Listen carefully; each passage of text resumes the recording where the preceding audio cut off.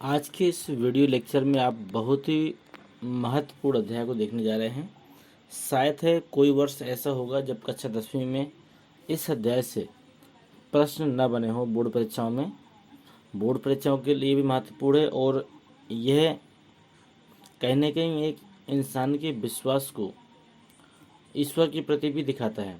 तो चलिए देखते हैं। अध्याय का नाम है आपका ए लेटर टू गॉड और इस अध्याय की पूरी समरी को हम लोग देखेंगे और बहुत ही इंटरेस्टिंग अध्याय है आपका। ये हम लोग एनसीईआरटी की बुक से आपको पढ़ा रहे हैं और प्रयास हमारा ऐसा रहेगा कि आपको एक एक शब्द क्लियर हो। फिर भी प्रयास आप करिएगा कि अगर कोई चीज़ ना क्लियर हो तो उसे आप पूछिएगा। देखिए शुरुआत करते हैं अध्याय यहाँ से आपका।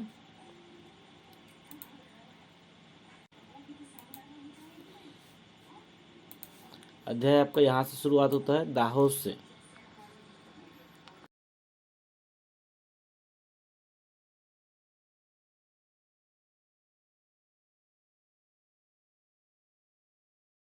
चलिए शुरुआत करते हैं। चैप्टर है आपका the house the only one in the entire valley. The house माने घर, the only one in the entire valley जो कि संपूर्ण घाटी में एकलौता था। Set on the crest of a low hill, वो एक पहाड़ी पर स्थित था। मतलब एक घर जो संपूर्ण पहाड़ी में बिल्कुल एकलौता था, या बिल्कुल आप कह सकते हैं अकेला था। वैसे आपको इसकी समरी मालूम होगी कि यह एक किसान की कहानी है जिसका ईश्वर पे अटूट विश्वास होता है। तो उसकी कहानी है जिसके बारे में हम लोग पढ़ने जा रहे हैं।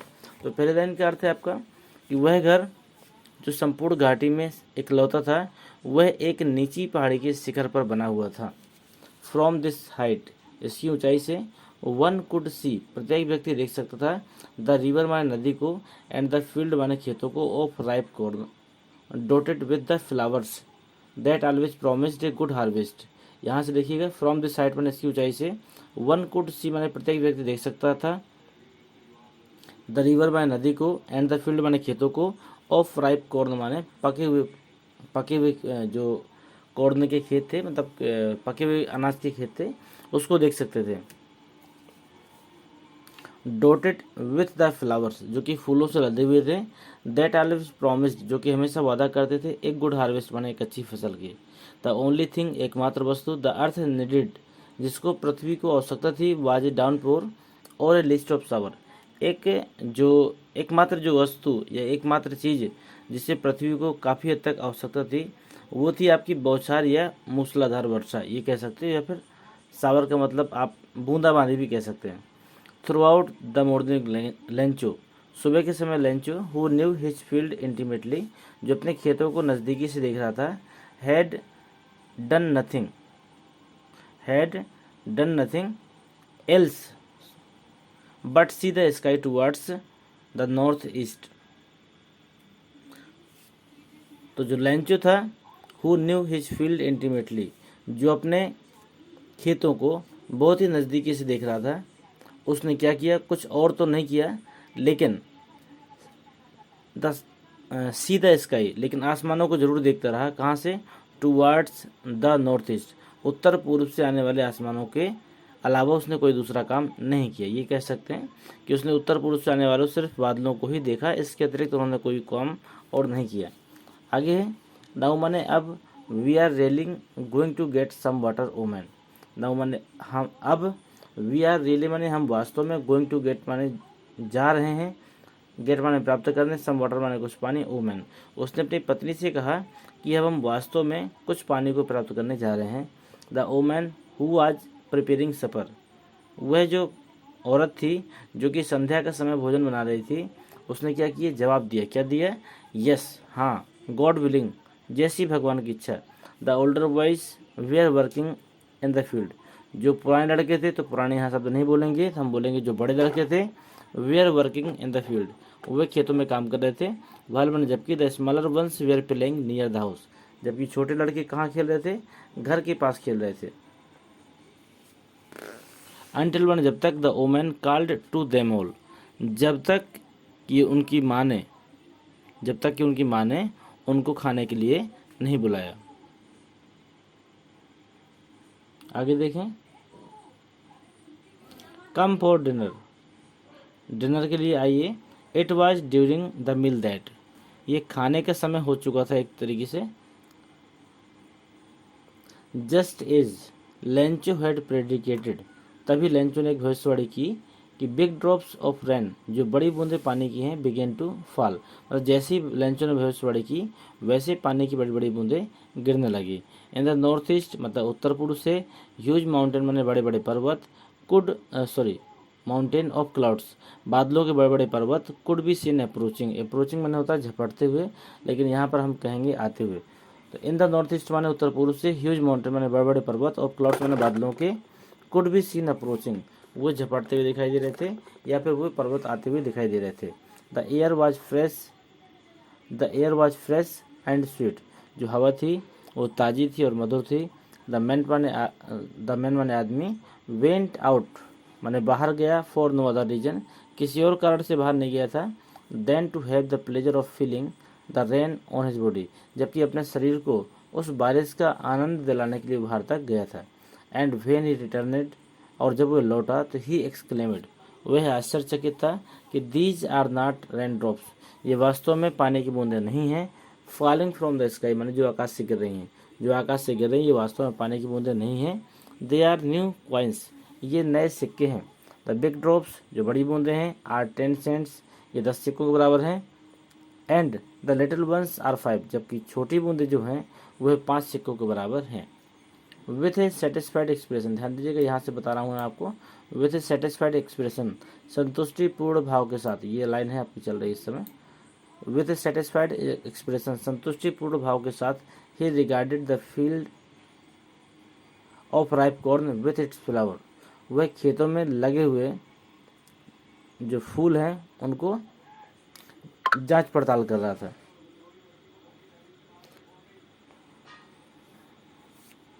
या फिर ऐसे भी कह सकते हो कि संतुष्टि की भावना के साथ उसने पके हुए अनाज के खेतों को फूलों के साथ देखा, जो कि ड्रैप्ड माने ढके हुए थे, in the curtain of rain, जो कि बारिश की चादर से, कर्टन माने होता चादर, जो कि बारिश की चादर से ढके हुए थे। बट माने लेकिन, सडनली माने अचानक, ए स्ट्रॉन्ग विंड, एक तेज हवा चलने लगती है, बिगिन टू ब्लो माने बहने लगती है, and along with the rain with large hailstones begin to fall, और पानी के साथ में बहुत बहुत ओले के जो कण हैं वो भी गिरने लगते हैं। ये लिखा है ना आपका, बट माने लेकिन, सडनली माने अचानक, a strong wind began to blow, अचानक तेज हवा बहने लगती है, and along with the rain, और पानी के साथ में वेरी लार्ज हेलस्टोन, बड़े बड़े पानी जो ओले के पत्थर हैं या फिर ओले हैं, बिगेन टू फॉल माने गिरने लगते हैं, मतलब पानी के साथ में बड़े बड़े ओले भी गिरने लगते हैं। दीज माने ये, ट्रूली माने वास्तव में, did resemble new silver coin, ये वास्तव में नए चांदी के सिक्के की तरह प्रतीत हो रहे हैं।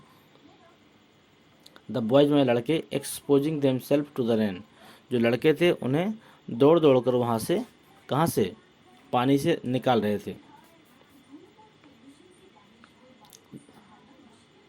रन आउट, दौड़ रहे थे, टू कलेक्ट माने इकट्ठे करने के लिए, द फ्रोजन पल्स माने बर्फीली मोतियों का, और ये बरसात में भीगने की परवाह न करते हुए उन बर्फीली मोतियों को इकट्ठा करने का प्रयास कर रहे थे। It is really getting bed out, it is really, अब वास्तव में, गेटिंग बेड आउट माने गलत हो रहा है। एक्सक्लेमेड द मैन, उस व्यक्ति ने कहा कि अब वास्तव में गलत हो रहा है। आई होप, मैं आशा करता हूँ, इट पासेस क्विकली, कि यह तेज़ी से गुजर जाएगा। It did not pass quickly, लेकिन यह तेज़ी से नहीं गुजरा। फॉर एन आवर, लगभग 1 घंटे तक, द हेल माने ओले, रेंड माने बरसे, ऑन द हाउस माने घर पर, द गार्डन गार्डन पर, द हिल साइड पहाड़ी पर, द कॉर्नफील्ड खेतों पर, ऑन द होल वैली, और संपूर्ण घाटी में भी गिरे। द फील्ड माने खेत, वाज वाइट सफ़ेद हो गया था, इज इफ कवर्ड, ऐसा लग रहा था जैसे ये कवर हो गया हो, विथ साल्ट माने नमक से, ऐसा लग रहा था जैसे ये नमक से ढक दिया गया हो। नॉट ए लीफ माने एक भी पत्ती, नॉट ए लीफ माने एक भी पत्ती नहीं थी। रिमाइंड माने शेष, ऑन द ट्री माने पेड़ों में, एक भी पत्ती पेड़ों में शेष नहीं बची थी। द कॉर्न माने फसल, वाज टोटली डिस्ट्रॉय, फसल पूरी तरह नष्ट हो चुकी थी। The flowers were gone from the plants, जो फूल थे वो पेड़ों से पूरी तरह चले गए थे। लेंचो सोल, लेंचो की आत्मा, वाज फिल्ड विथ सैडनेस, दुख से भर जाती है। When the storm has passed, जब वह तूफान गुजर गया था, तो he stood in the middle of the field, तो वह खेतों के मध्य में खड़ा था, and said to his son, और अपने पुत्रों से कह रहा था कि एक plague of locusts, a plague of locusts का मतलब है एक टिड्डियों का झुंड, would have left more than this, अगर एक टिड्डियों का झुंड भी आता तो वह इससे अधिक कुछ छोड़ देता। The hell has left nothing, लेकिन इन ओलों ने कुछ नहीं छोड़ा है। उसने कहा यदि टिड्डियों का झुंड आता तो वह भी कुछ ना कुछ अधिक छोड़ देता, लेकिन इन ओलों ने कुछ भी नहीं छोड़ा है। दिस ईयर, इस वर्ष, we will have no corn, इस वर्ष हमें कोई फसल पैदा नहीं होगी, या फिर इस वर्ष हमारे पास कोई फसल नहीं होगी। दैट नाइट, मैंने इस रात, वाज ए सारोफुल वन, ये जो रात है आज की, ये वास्तव में भयंकर या डरावनी रात है। ऑल आवर वर्क, हमारा पूरा कार्य, फॉर नथिंग, मैंने कुछ नहीं रहा। There is no one who can help us, यहाँ पर कोई ऐसा भी नहीं है जो हमारी मदद करे। We shall all go hungry this year, इस वर्ष हमें भूखा ही रहना पड़ेगा। आगे देखिए यहाँ से, बट माई, लेकिन इन द हार्ट्स, माने हृदय में, ऑफ आल, माने उन सभी के, who lived in the solitary house, जो उस एकांतवास के मकान में रहते थे, उन सबके हृदय में एक आशा थी। क्या थी? इन the middle of the valley, जो घाटी के मध्य में रहते थे उनके हृदय में सिर्फ एक आशा थी। There was a single hope, एकमात्र आशा क्या थी? हेल्प फ्रॉम गॉड, माने भगवान से मदद। फिर से देखिएगा, बट माई, लेकिन इन द हार्ट्स, माने हृदय में, of all who lived in the solitary house, जो उस एकांतवास में रहते थे उन सभी के हृदय में, इन the middle of the valley, मतलब जो घाटी के मध्य में रहते थे उन सभी व्यक्तियों के हृदय में सिर्फ एक ही आशा थी। क्या थी? हेल्प फ्रॉम गॉड, ईश्वर से मदद। डोंट बी सो अपसेट, परेशान मत होना, मतलब ये लेंचो समझा रहा परिवार वालों को, परेशान मत होना। Even thought this seems like a total loss, ऐसा लगता है कि हमारा सब कुछ समाप्त हो गया है। No one dies of hunger, लेकिन ध्यान रखो कोई भी व्यक्ति भूख से नहीं मरता। No one dies of hunger, कोई भी व्यक्ति भूख से नहीं मरता है। That's what they say, no one dies of hunger. फिर से देखेंगे इस लाइन को, डोंट बी सो अपसेट, परेशान मत हो। इवन थॉट दिस सीम्स, ऐसा प्रतीत होता है कि लाइक ए टोटल लॉस, पूरी तरह नुकसान हो गया है। रिमेंबर, याद रखो, no one dies of hunger, कोई भी व्यक्ति भूख से नहीं मरता। ये लाइन ध्यान देना, इससे कई बार प्रश्न पूछे गए हैं। आगे है, दैट्स व्हाट दे से, दैट्स व्हाट दे से, that's what they say, no one dies of hunger. याद रखो, दैट्स व्हाट दे से का मतलब है, याद रखो, no one dies of hunger, कोई भी व्यक्ति भूख से नहीं मरता। All throughout the night, सारी रात, लेंचो थॉट, मैंने सोचता रहा, only of his one hope, एकमात्र आशा के बारे में। द हेल्प फ्रॉम गॉड, भगवान से मदद के बारे में पूरी रात सोचता रहा। हुज आइज, जिसकी आंखें, as he had been instructed, जो कि लगातार निहार रही थी या फिर लगातार देख रही थी। सी एवरीथिंग, माने प्रत्येक वस्तुओं को। Even what is deep in one conscious, उसकी जो आंखें थीं, या फिर ये कह सकते हो कि सारी रात लेंचो एक ही आशा के बारे में सोचता रहा, भगवान से सहायता। जिसकी आंखें जो थी, जैसा उसकी आंखों ने जैसा जो कुछ देखा था, जो कुछ उसके मन की गहराई में था, वह सब चीज़ें उसके दिमाग में चल रही थी। Lencho was an ox man, या फिर Lencho was an ox, Lencho एक बैल की तरह आदमी था, मतलब लेंचो एक मेहनती व्यक्ति था। ऑफ ए मैन, एक ऐसा व्यक्ति, वर्किंग लाइक एन एनिमल, जो कि जानवरों की तरह काम करता था। इन द फील्ड्स, माने हृदय में। बट माने, लेकिन, स्टिल, माने फिर भी। ही न्यू, वह जानता था। हाउ टू राइट, माने कैसे लिखा जाता है। द फॉलोइंग संडे, अगले सुबह, 8 डे ब्रेक, सुबह के समय, he began to write a letter, वह एक पत्र लिखने लगता है। वेन, माने विच ही हिमसेल्फ, जिसे वह स्वयं, वुड कैरी, में ले जाता है, टू टाउन, माने शहर की ओर, and place in the mail, और पत्र पेटिका में डाल देता है। इट वाज नथिंग, ये कुछ भी नहीं था, it was nothing less than a letter to God. It was nothing, ये कुछ भी नहीं था, less than a letter to God, ये कुछ भी नहीं था, बल्कि यह एक भगवान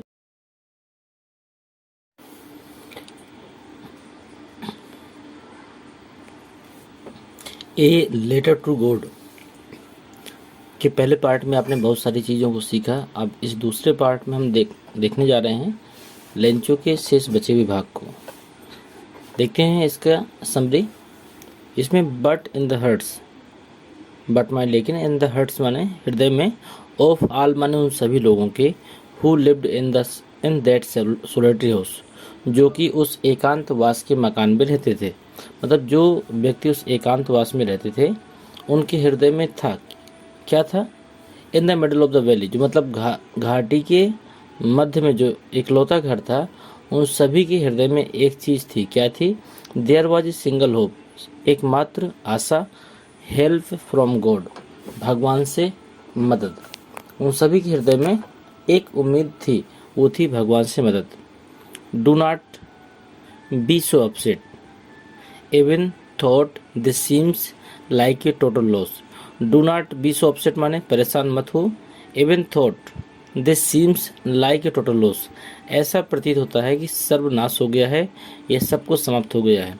रिमेंबर माने याद रखो, नो वन कोई भी व्यक्ति डाइज ऑफ हंगर, भूख से नहीं मरता है। एक एक शब्द की स्पेलिंग हम आपको बता रहे हैं, ध्यान से सुनिएगा। That's what they say, no one dies of hunger, इसका अर्थ यही है कि कोई भी व्यक्ति भूख से आपका नहीं मरता है। That all throat the night, सारी रात लेंचो थॉट, लेंचो सोचता रहा, only of his one hope, एकमात्र आशा के बारे में, द हेल्प ऑफ गॉड, भगवान से मदद, हुज आइज, उसकी आँखें, as he had been instructed, उसकी आंखें लगभग पथरा गई थी, या फिर कह सकते हो कि एकटक देख रहा था। सी एवरीथिंग, वो सब कुछ देख पा रहा था।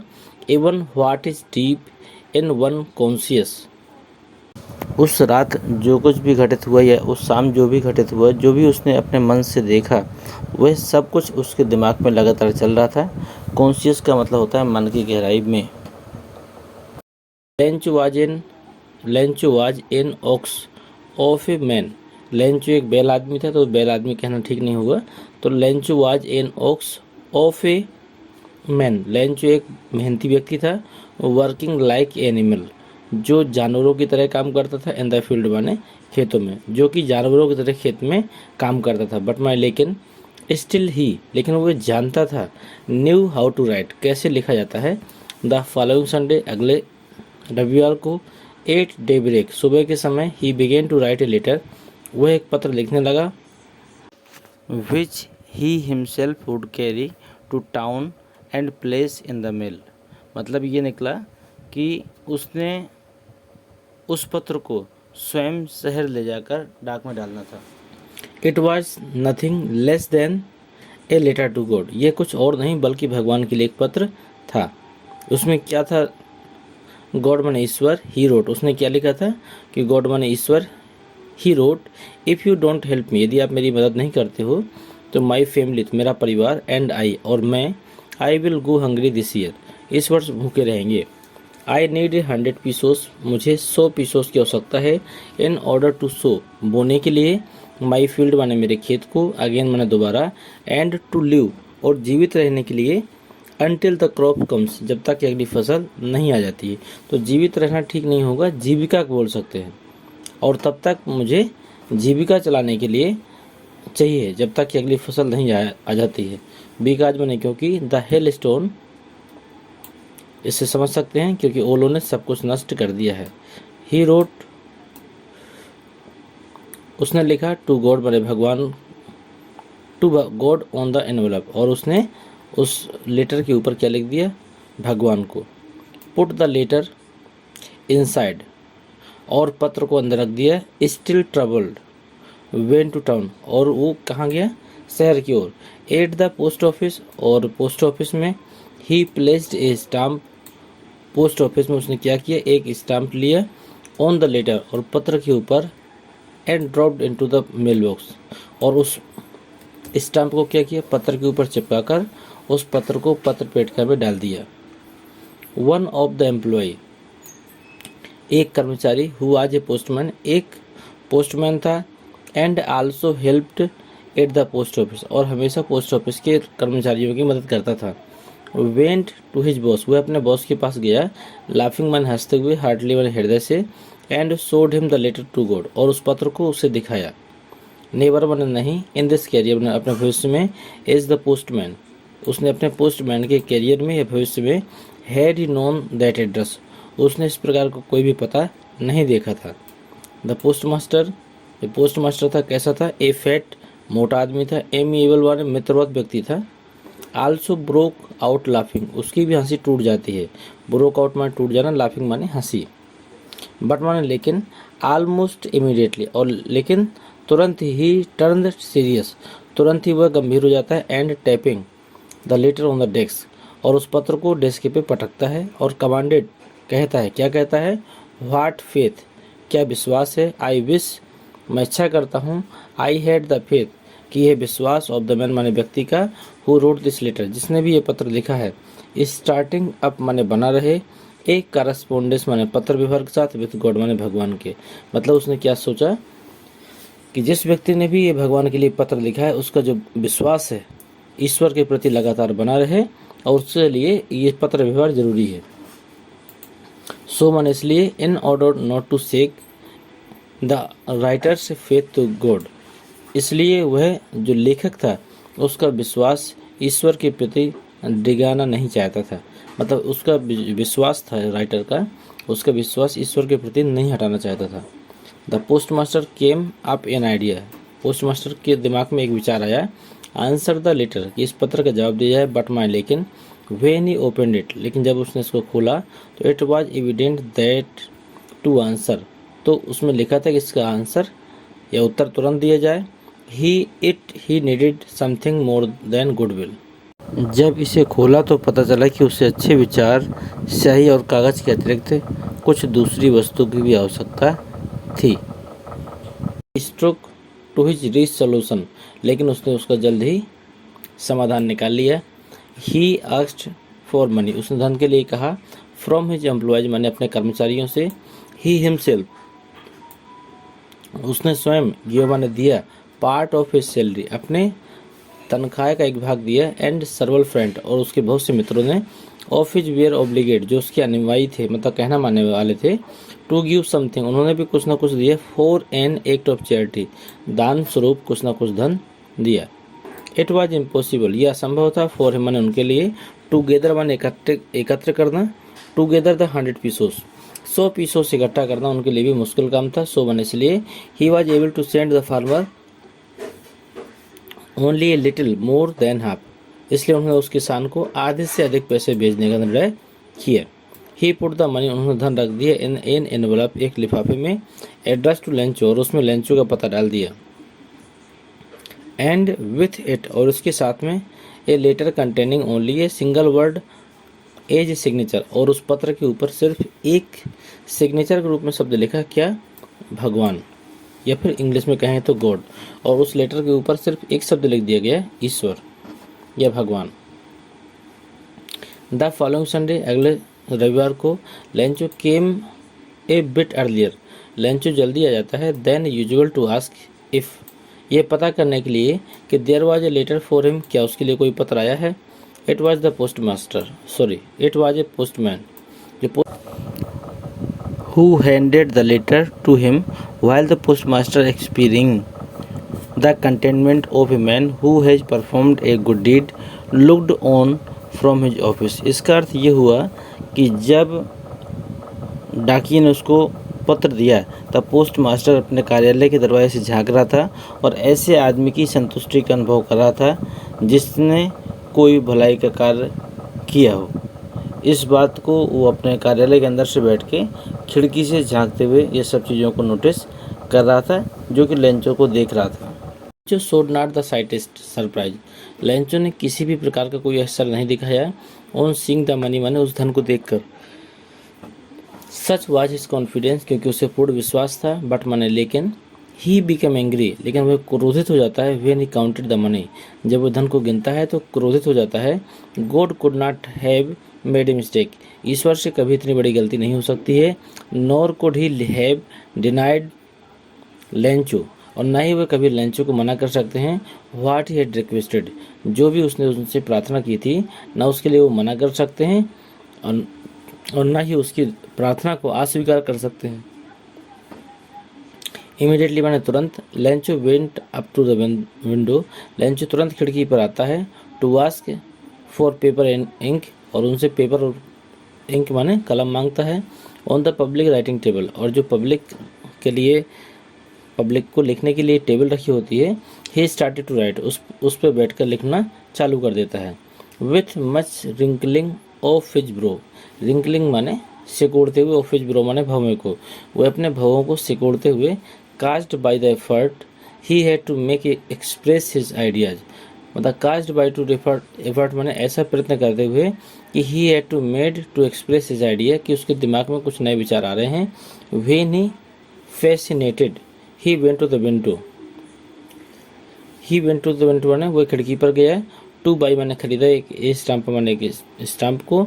विथ ही लिंक्ड, और उसको लिंक माने चिपका दिए। And then affixed to the envelope with a blow of his fist, और उसमें क्या हुआ, जैसे आप किसी भी टिकट को चिपकाते हैं तो उसमें थूक लगा लेते हैं, तो या तो इस प्रकार कह सकते हैं या तो फिर पानी भी कह सकते हैं। उसने उस टिकट में कुछ गीला पदार्थ लगाया और उसको उसके ऊपर चिपका दिया। द मोमेंट माने यह क्षण। द लेटर, इस क्षण उस पत्र को fell into the mailbox माने उस मेल बॉक्स में डाल दिया जाता है। The postmaster went to open it, postmaster वहाँ जाता है, इसको खोलता है। तो इट सैड, उसमें कहा गया था कि गॉड माने ईश्वर, ऑफ द मनी, जो शेष धन है, that I asked for only 70 pesos reach में, जो भी धन था उसमें से मात्र 70 पीसों से मुझे प्राप्त हुए हैं। सेंड मी द रेस्ट, बाकी मुझे भेजने का कष्ट करें। Since I need it very much, मुझे इसकी बहुत अधिक आवश्यकता है। बट माई, लेकिन don't send it to me throughout the mail, लेकिन डोंट सेंड मत भेजिएगा, इट माने से, टू मी मुझे, थ्रू आउट द मेल माने इस पत्र व्यवहार के द्वारा, लेकिन यह धन आप पत्र व्यवहार के द्वारा भेजिएगा। बिकॉज मैंने, क्योंकि the post office employees are a bunch of crooks Lencho, क्योंकि पोस्ट ऑफिस के जो भी कर्मचारी हैं उनमें सभी बेईमानों का एक झुंड है, या फिर सभी बेईमान हैं।